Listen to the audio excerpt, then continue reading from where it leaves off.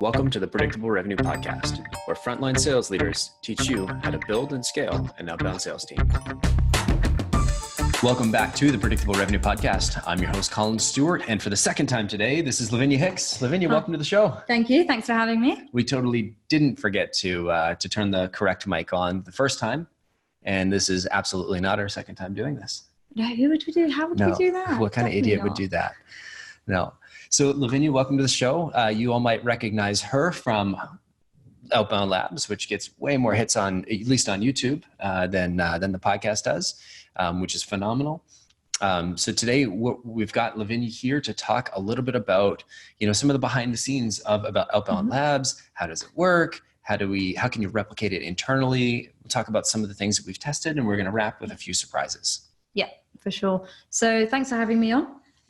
Really great to be on the podcast. And I think first an introduction, what is Outbound Labs? Sure. What are we saying when we're talking about Outbound Labs? So Outbound Labs is a program that we started just over a year ago here internally at Predictable Revenue. And it was really set out to help us harness all the creativity we have within the team when it comes to testing new methods for outbound sales. Mm-hmm. So we saw there was lots of different ideas going on, and they were kind of half being tried and here and there. But Outbound Labs, it harnesses that. We then test all these new ideas with the experimental method, which means we can take those learnings and roll them out or decide where to go next so we can stay ahead of the game. And one of the things why I love this, I think two reasons why I love this. One, it's bottoms up as opposed to top down. I feel like we just had this conversation, but I think one of the reasons why previous attempts to get sort of, innovation of the methodology going was it was really top down. It was me reading blog posts, talking to friends that had SDR teams and saying, hey, team, I found this thing, it works, go try it, right? We tried that a couple times with very, very poor results. We spent a lot of time and money and resources on these tests. It didn't really work because it was all top down. We didn't really get the buy-in. I wasn't really leveraging the intelligence of the individuals we had on the team. We just said, hey, here's some things that a friend of mine learned. It's working for him, so it should work for us. The second piece is that we really needed to keep the methodology fresh, right? Yeah. I think if you look at sort of, Predictable Revenue came out 10 years ago. You can't just be sending the same cold calling 2.0 referral email. And I think at least when people are new to the methodology, that's the go-to because that's what the book says. And the book still says that. And I think that's on us a little bit for not sort of keeping the book up to date, but the book's 10 years old and, there's quite a bit of work that goes into sort of updating the book. And so we wanted to make sure that, with Outbound Labs, with the podcast, we're trying to keep things fresh. Yeah, and so with Outbound Labs, I think it's been a huge success at helping us test, innovate, and learn new methods, tactics when pertaining to outbound sales, and help us not just learn them, but also build them into our process. Yeah, completely. And as Collin was saying, it's very much, it's a facilitating program. All this creativity and everything's already happening internally. It's just a matter of helping individuals and myself to roll that out and make it into a successful kind of new program, new initiative, new method of being successful. Because as we know, it changes every day. And what works yesterday might not necessarily work tomorrow, and it certainly won't work in 12 months' time. It's the lazy way to innovate, because instead of one person trying to do all the thinking, you're harnessing the collective intelligence of all the smart people you have working for us, or working for you. And that being said, we do have one person that owns the results. Meet Lavinia. And she's the one that sort of keeps it together. She has a KPI. She's accountable for a number of experiments that are completed throughout the cycle. Cycle here at PR is 2 months. We do that instead of quarters just to be different. And so talk to me a little bit about how it works here at Predictable Revenue. Sure. So we work, as Collin was saying, on a cycle basis. So what we'll do at the beginning of a cycle is set up a lunch and learn. So this lunch and learn will be about 90 minutes to 2 hours. And what we'll start here is by adopting a design thinking approach. So when I say design thinking approach, we're looking at all those different stages that take through the classic design thinking methodology, processes, ideas, theories. So what we'll start with is empathizing. So when we say empathizing, we're taking that really human approach to looking at our prospect. So at the end of the day, it's all about them. So like, what are they struggling with? Yeah, exactly. Like, what are they struggling with? Firstly, how can we help them solve those issues that they're having? And then also, how can we make them understand that's what we're trying to do? How do we really change their mentality when we reach out to them, that look, we're looking to try and help you and see if you have this problem and we can help you solve it. We're not just trying to send you emails for the sake of it or LinkedIn for the sake of it. Like, there's thought and methodology behind this outreach. So how can we really think in the shoes of the prospect? Once we've thought about that, we then define a solution. So we define a solution to how we can overcome the problem of being seen as the dreaded word spam, for example. How can we overcome that? What is a certain specific solution that we want to use? We want to solve, problem we want to solve. Gosh, getting my words tied up. And once we found that specific solution, we then go on to ideate. And then when I say ideate, we all think of different ideas to solve this problem. So that will consist of writing down on sticky notes and of how do we think we can solve this problem? Is it super off the wall? Is it making tiny tweaks here and there? Is it something that, you know what, we're probably not going to test in a million years, but that's great. That's good. We want volume. So we get everyone to sit down and write down those different solutions. And I've seen this in action before. In these meetings, as well as, you know, we do this as a senior leadership team when we're trying to figure out, hey, what do we do next cycle? And basically, it's a really great exercise because everybody gets a chance to get all their ideas out. Yeah. And you take 2 minutes of silence, you write them down on Post-its, and you put them in front of you. And then after everybody's got all their ideas down on the table, then you go around and you put them up on the wall. You give them a quick sort of explanation, 1 or 2 second explanation of like, here's what this Post-it means. Then everybody goes around, gets a chance to get their ideas out. Yeah. And then you do the affinity mapping process where you sort of, everybody goes stands at the boards and then groups them. Yeah. And this is one of those design thinking exercises, right? Yeah, exactly. And what we're really aiming to achieve by doing this in a group setting is, firstly, we've all discussed kind of what the problem for our prospect is, what the issue we're trying to solve is as well, like how we're trying to solve this. We've also collectively prioritized what issues we want to solve. Then we come to ideating. It's everyone else that's come up with a solution, and people have come up with them as a group, then we've just talked through them. So all the way through this session, there's no me saying, this is what we're doing, this is the problem we're solving, this is how we're going to do it, and then kind of dividing it up. It's very much a group exercise, and obviously that initiates a lot of conversation as well. And this conversation is great because we may be at the ideate phase, people come up with lots of solutions, but actually when we start talking, we realize that there's a mixture of 3 solutions that have come together and are going to be our amazing solution.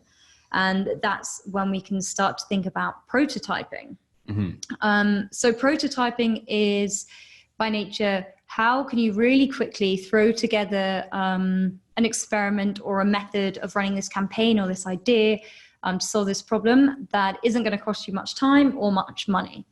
Because we're not trying to scale these things infinitely, completely. and we're not rolling them out. We're just trying to get like, what's the smallest test that we can run to actually validate whether or not this is going to work or not. Exactly. And that's the key thing about this prototype stage is you want it just to be like quick and cheap. And at the end of the day, if you do get some of that positive validation, that's when you can start looking at, how can I make this neater? How can I make this a bit more streamlined maybe? How can I just make it nicer and round off the edges? But at this stage, that's not important. You don't want to spend loads of time on something to not get the results you're expecting or not get those positive results. And when you've got that prototype, that's when you go to test. So something that's really crucial here that we do internally is we make sure that within the team who are doing these tests, the individuals who are doing those tests are doing or trying new campaigns or solutions that they've come up with. So this whole process lends itself to that. So there may be certain individuals that have shown a particular interest in a problem because they've come across it multiple times. They're really feeling the impact of that pain. So they want to go and own that. They can see harnessing the energy that they have behind this pain to try and get them pushing that project in that direction. Exactly. So all the way through this 2-hour session, maybe give or take, depending how big your group is, or maybe it might be better if it's a large group to split it down into two. All it's doing is kind of encouraging thoughts and ideas that people might already have, to share them and discuss them, and then to make them into something that we can actually test out and see if it's going to get us good results. And, you know, I will say, coming into this, we do tend to set a theme. We say, here's the sort of important, you know, that, like when we started, we'll get into the sort of themes that we focused on, but here's the overarching theme for the cycle. Right? Yeah. It's not like we're trying to brainstorm that. We're brainstorming ideas. When we go into that design thinking exercise, we're sort of saying, okay, this is the general direction that we've all sort of agreed that we need to go in. Now let's sort of empathize, let's go through that loop here. Definitely. And it's always worth having a theme, because it adds a bit of focus at the beginning of that session. Like 90 minutes, 2 hours isn't that long. And there are so many things that we could try out, test. You could get really carried away. You could spend days doing this exercise, but we want to give it some focus.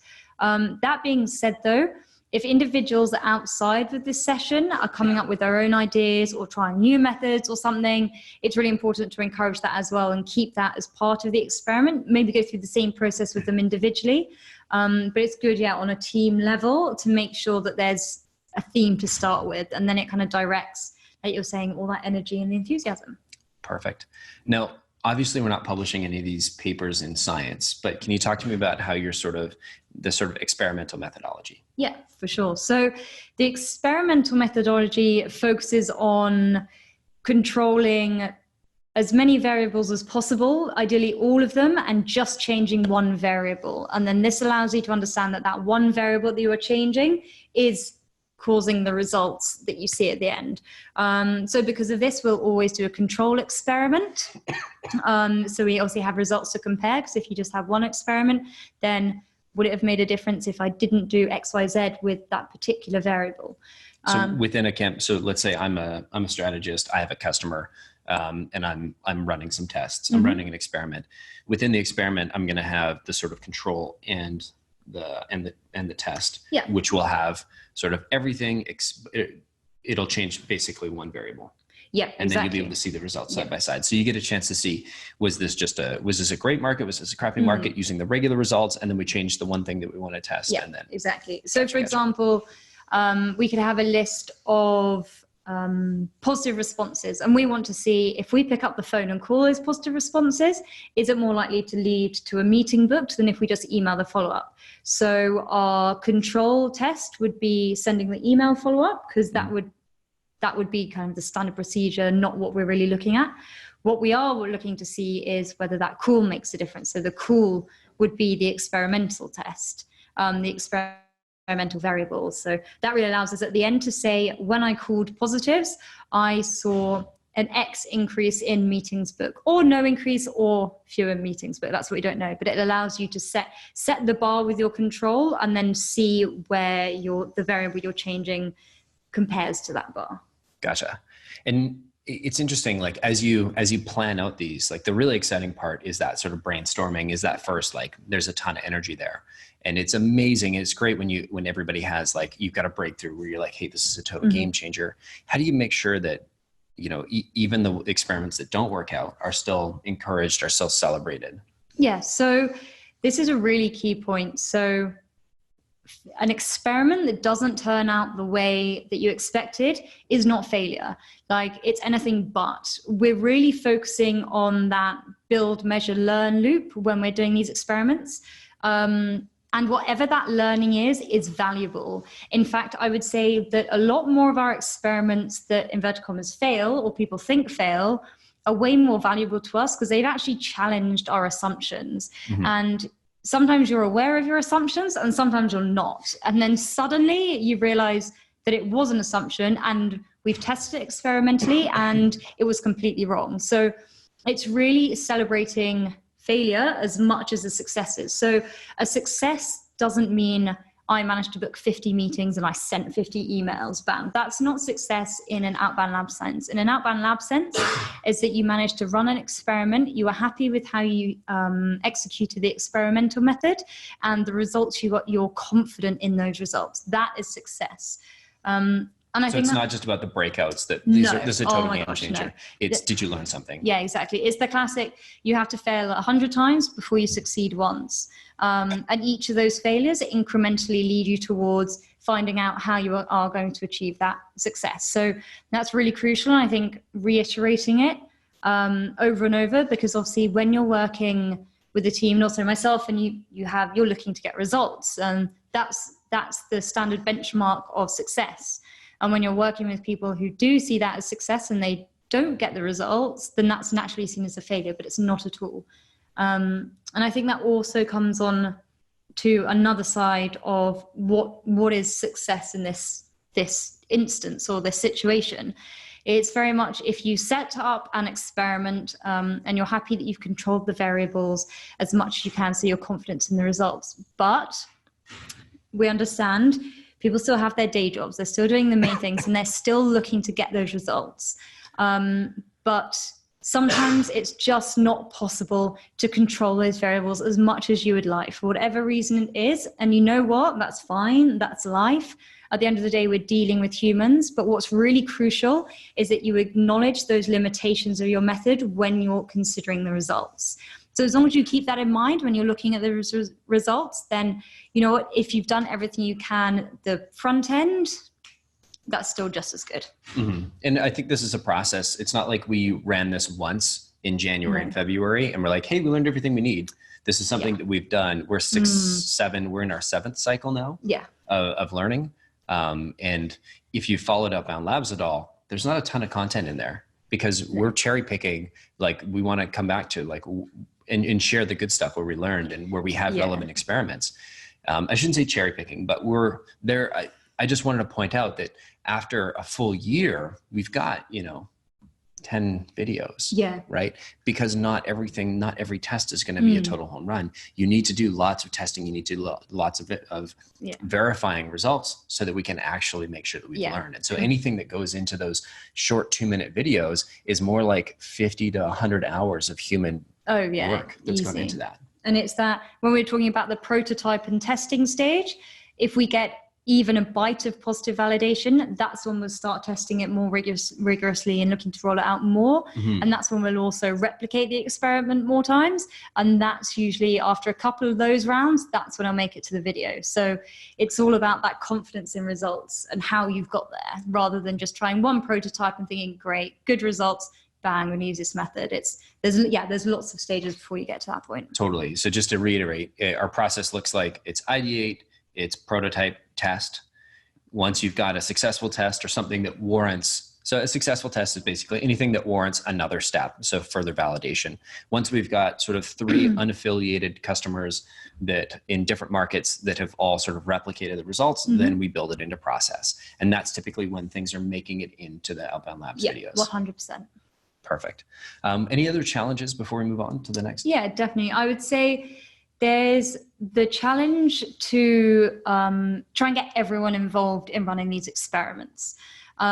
Within teams, whilst everyone is essentially fulfilling the same role, not everyone thrives in the same areas. And I've read and came across videos focusing on a theory called loon shots. So it's an idea that you have your artists and your soldiers.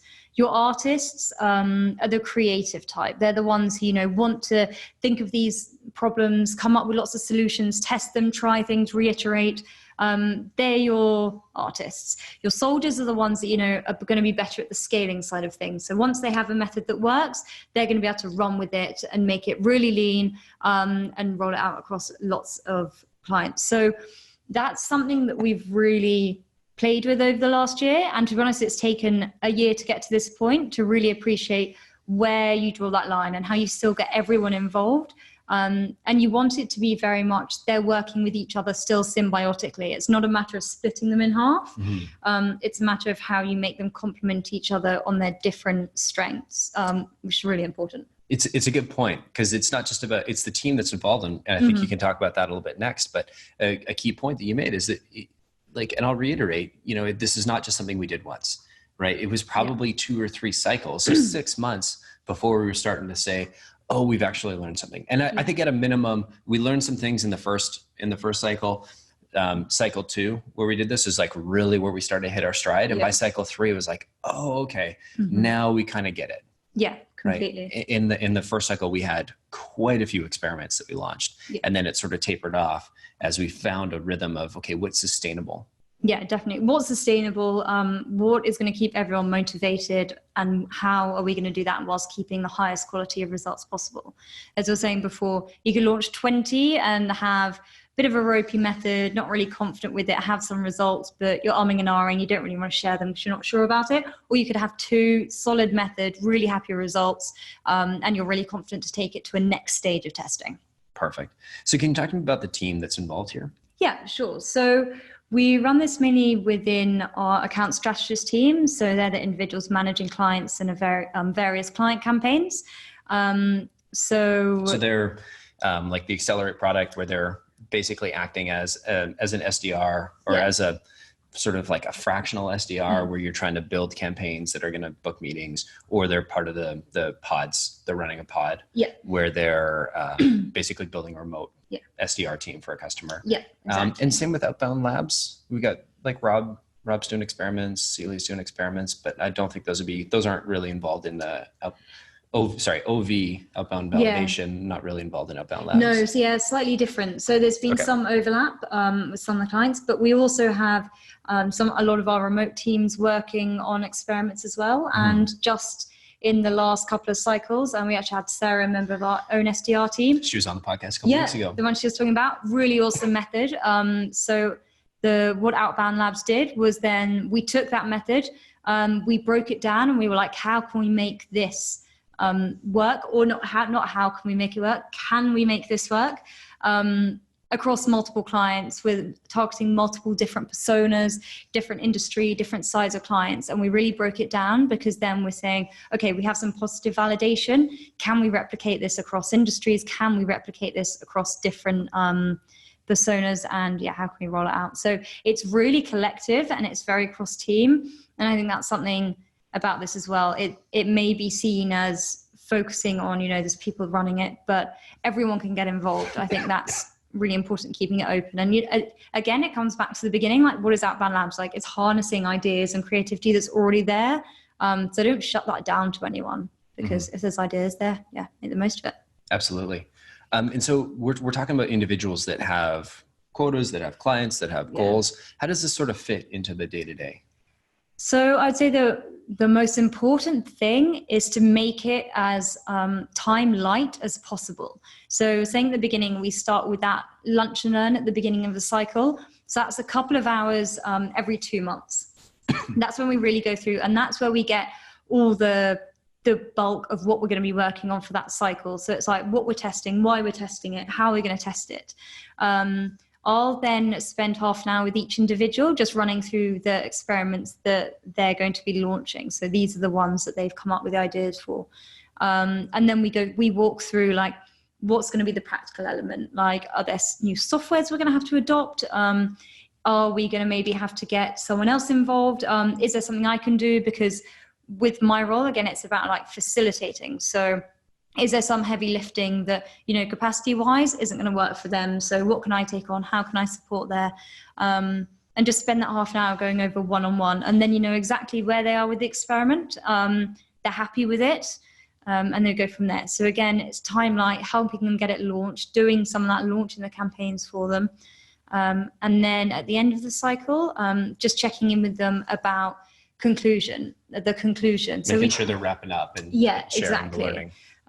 Also, we try to keep it as document light as possible. So we have one experiment doc template, and this just has some of the crucial questions that just to keep asking themselves when they're looking at the conclusion, when they're launching, when they're thinking about the hypothesis. And it's just this one doc that we try and put everything in. So I think that's the main thing. Some of the challenges are to keep it light, time-wise and work-wise as much as possible. If it does necessitate more time, like get in support, I'll help them out. And the other biggest challenge is the idea of failure, kind of changing that mentality on failure. Perfect. And we're going to talk about how to replicate this internally. As we sort of transition to talking about, like, if you're maybe you're an SDR leader, maybe you're an SDR and you want to build this internally, right? We'll share some resources, internal, some external stuff. I'm going to share one thing just to start. And when we first started doing Outbound Labs, everybody was super excited, right? I think you and Kenny did an amazing job at getting this launched. What I saw was 50 experiments right out of the gate, which was a lot. And we followed through on an impressive number of those. But there was after we did the first cycle where the second cycle, maybe some of that enthusiasm had sort of worn off.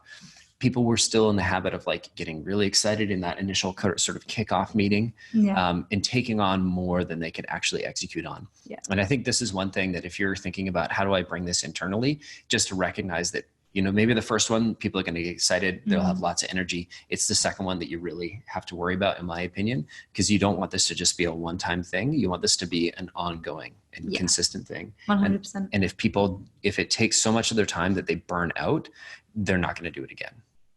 Yeah, cool. Definitely. And so let's talk about what are some resources that we can share to help individuals, to help anybody that's listening do this internally. Sure. So the experiment doc I mentioned, we can share that. It's a template. And as I was saying, it just goes over, the key points to be aware of in your experiment. Crucially is that conclusion point. How can you be critically analytical of your results in the experiment as a whole? And that's really the most important thing when it comes to then the next iteration or what you're going to test next. So we can share that. We also have our video series, our YouTube series. So there's loads of experiments out there that we've spoken about how we've actually done individual experiments. Where can they find that? On YouTube. Perfect. There's we got a little playlist. I think there's about 11 videos right now that you can check out. And we're going to be recording some more, I think, next week. So give us a few weeks to get those through production, et cetera. And then we'll start trickling some more out. Yeah, exactly. And then last but not least, we're currently in the process of writing up an ebook.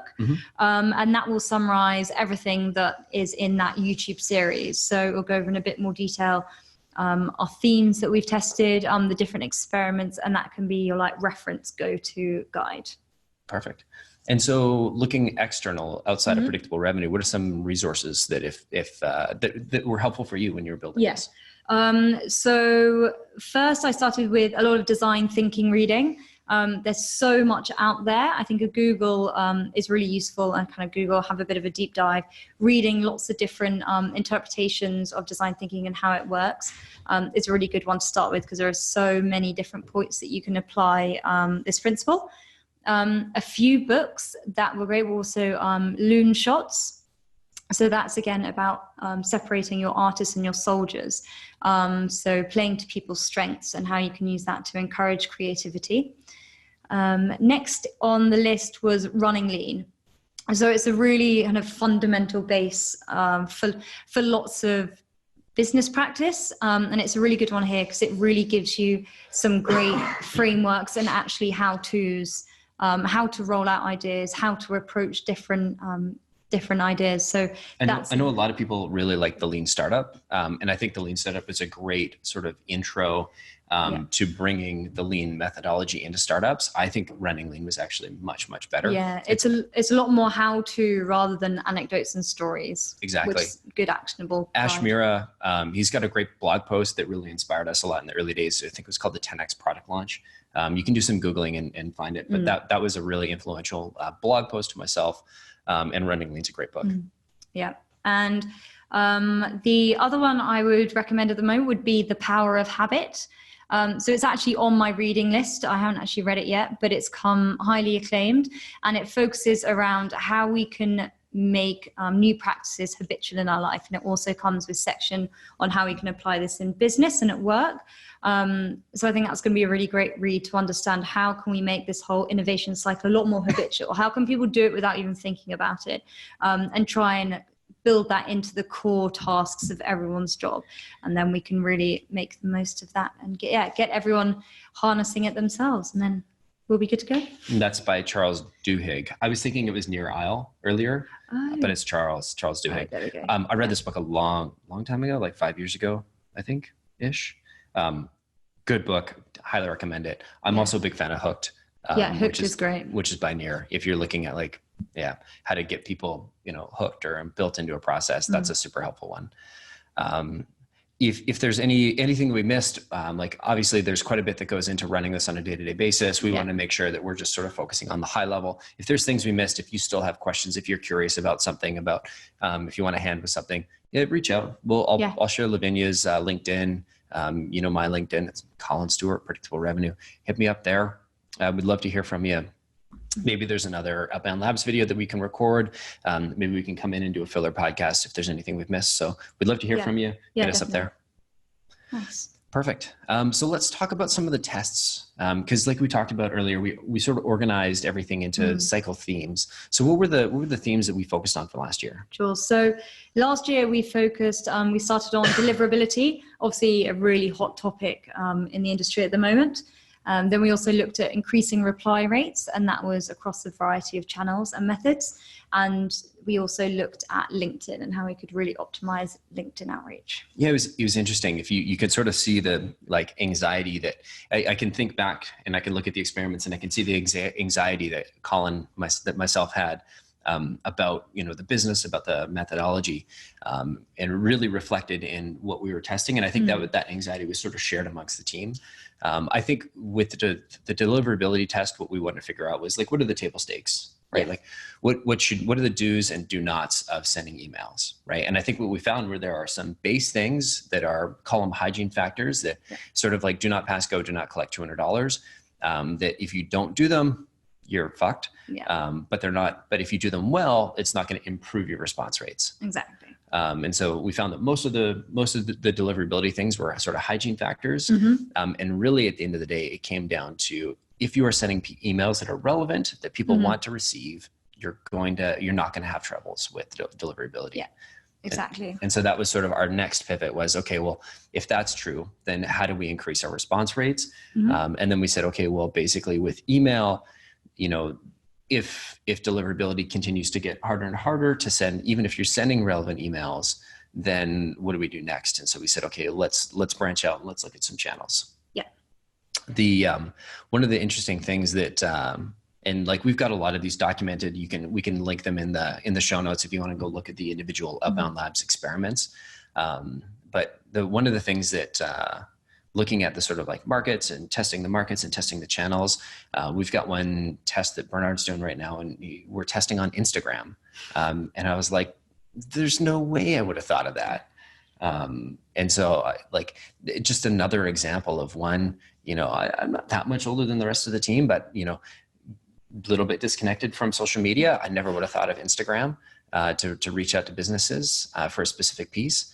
And, somebody had that idea on the team and they tested it up for somebody else. It didn't work as well, but we had this new campaign coming up. They're like, hey, why don't you test this out? And so this is another one of those pieces of, Outbound Labs sort of creating this culture of testing, experimentation, and then sharing.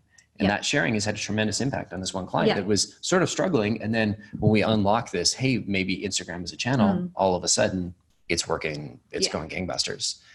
I'm curious, what were some other, so that was really surprising for me because I don't even have an Instagram account. What were some surprises for yourself? So I think the biggest surprise that comes to mind is in one of our deliverability experiments. So there were, I knew you were going to say that. It still gets me. It's one where we understood and we read from blogs and sources that Google can detect campaigns.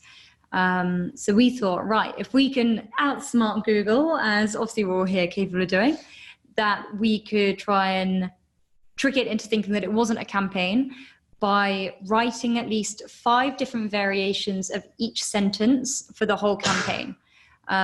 So that by the time we sent 2,000 contacts, emails, it meant we have thousands of different random combinations. And we managed to set up a system that would pull in different sentences and different times. So it would never be identical emails sent out, let alone identical campaigns sent out to one individual.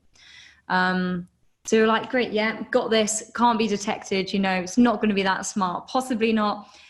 We tested this across a handful of clients and it made absolutely no difference.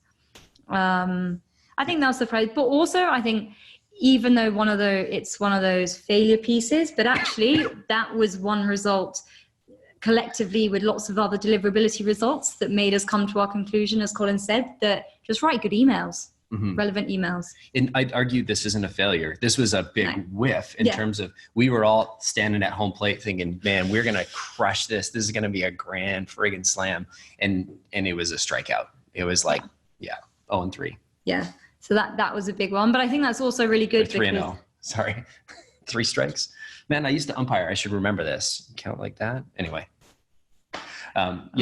Big. It was a big one. And it was a classic, the best experiments are when you don't know what the results are going to be. So if you have that, like that gut feeling or something, and something's kind of telling you one way, then it's probably assumption. So the best results are either the ones that don't turn out how you expected, or when you don't know what to expect. So yeah.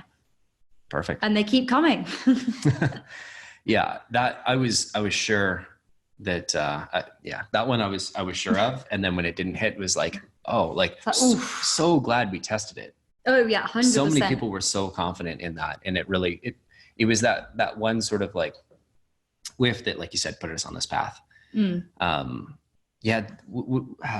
What other surprises? I think you got one more. Yeah, LinkedIn was a funny one. So we tested whether sending any content in a connection invite made a difference.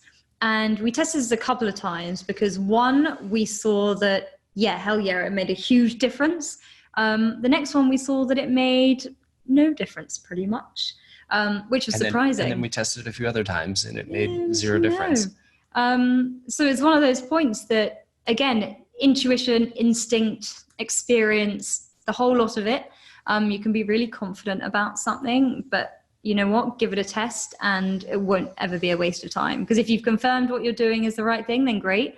But if you find something different or something new, or it incentivizes you to like look down a different channel or a different route, then that's also really cool. So yeah, it was interesting. I was pretty confident, and I had some pretty strong opinions there. And I was like, well, we can't trust those anymore because been wrong a bunch of times. But I think that's the best part of this, is that you get to collectively take your ideas, your assumptions, the things that you think you know, and put them through the meat grinder and realize, okay, well, that was right, that was wrong. And you collectively, if you do that enough times, you sort of slowly edge your way into something that's a whole lot better than you could do all on your own. Completely. Awesome. Lavinia, thanks so much for coming on the show. You're welcome. If anybody wants to get in touch with you, what's the best way? Reach out to me on LinkedIn, Lavinia Hicks. We'll link it underneath as well, and just connect with me, pop me a message, and then we can go from there. Perfect. And if there's anything that we can do for you, we talked a little bit about the Outbound Validation project or program that we have. That's basically where we're helping companies that are either new to Outbound or exploring new markets. We help them use some of the principles of Outbound Labs and sort of test and validate and run a ton of different experiments to actually figure out what we can learn and then build campaigns on those. If you're looking for help sort of testing and validating, we're your people. If you're looking to build a remote SDR team, that's been a big focus for us, and that's going to be, our 2020, and it's been wildly successful so far. The results we're seeing. So, if anybody's looking for either of those two things, hit us up. Collin Stewart on LinkedIn, or you can drop me an email. It's firstname@predictablerevenue.com. As always, thanks so much for coming on the show, Lavinia. Thank you. Thanks for listening, and we'll see you all next week. Thanks. Bye. Cheers.